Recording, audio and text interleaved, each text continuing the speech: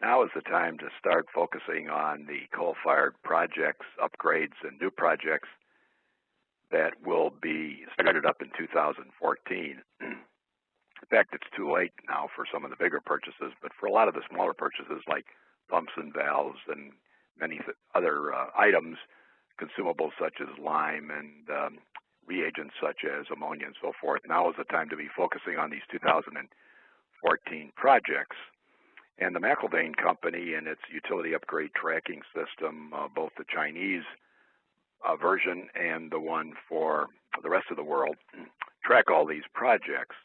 And as you can see from our news release that just went out a day or two ago, that there will be $220 billion worth of equipment that will be purchased for the startup in 2014.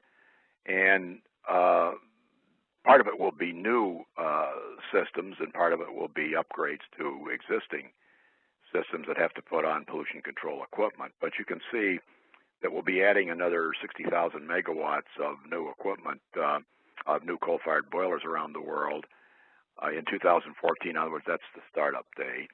And it involves approximately 150 projects with an average size of 400 megawatts per project. Now, each of these projects represents a total investment of about $1.2 billion. So you got lots of money on new projects, $180 billion, but that's not all of it. You've got if you go to, for instance, now NOx control is a good part of that $180 billion, but in addition to that, you've got retrofits of another $7.5 billion and SCR systems around the world that'll be starting up in 2014. So the upshot is then that you have to add this to the $180 billion because only the new NOx is in obviously $180 billion. The same thing for FGD systems. You've got $7 billion worth of FGD systems that'll be starting up again in 2014. So these are retrofits, so that's additive. And in addition, of course, you have another 10 billion or so of FGD systems for new plants that are starting up. And another significant item now is particulate and FGD replacements. And you can see this is $10 billion. Now, the reason that this is so significant, in the U.S. there are a number of air toxic rules about to come into play, and other reasons that utilities have to reduce their particulate to very low levels, and so they're replacing precipitators with bag houses or upgrading precipitators in order to meet these new requirements. So that's a big investment, but even bigger are the actual replacements of FGD systems. Many of the original systems here in the United States and Europe date back to the 1970s, certainly in the U.S. and 80s in Europe. And so you've reached the end of life, particularly with the highly corrosive atmosphere, and also with the need to upgrade and increase efficiency both in Europe and in the U.S. In some cases, there was only partial SO2 capture. So the replacements are a very significant investment for 2014 of another $10 billion. Wastewater and cooling have come into play for several reasons. Wastewater requirements, limits around the world, selenium and other things are tightening up, and utilities have to spend lots of money to meet those for 2014. Also, the requirements about the use of water and the discharge of hot water into waterways are both affecting the very big capital expenditures to put in cooling towers and actually recirculate the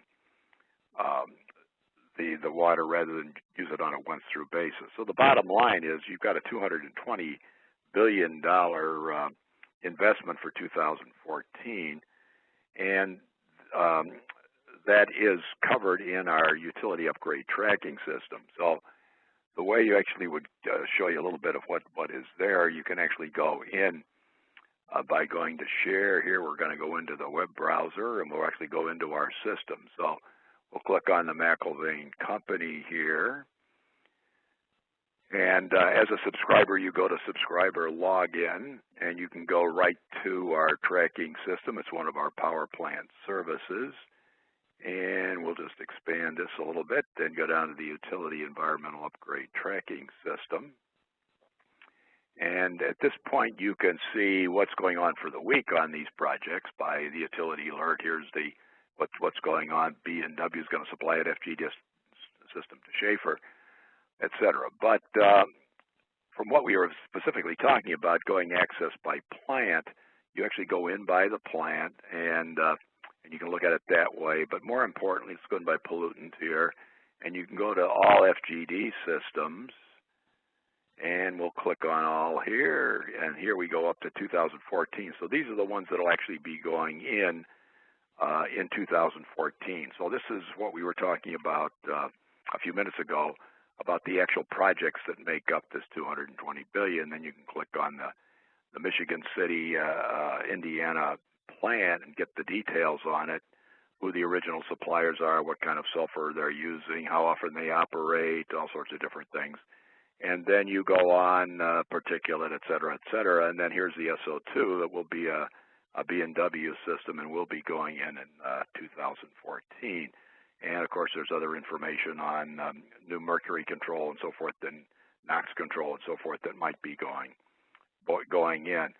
So this is the way we build up the information to make the conclusion that we did. But from a practical standpoint, it's our utility tracking system, and one that's similar that we have for China that allows you to actually take advantage of this very large yearly market covered by the utility tracking system. So thank you for spending some time and viewing the information about how we estimated this $220 billion market for 2014.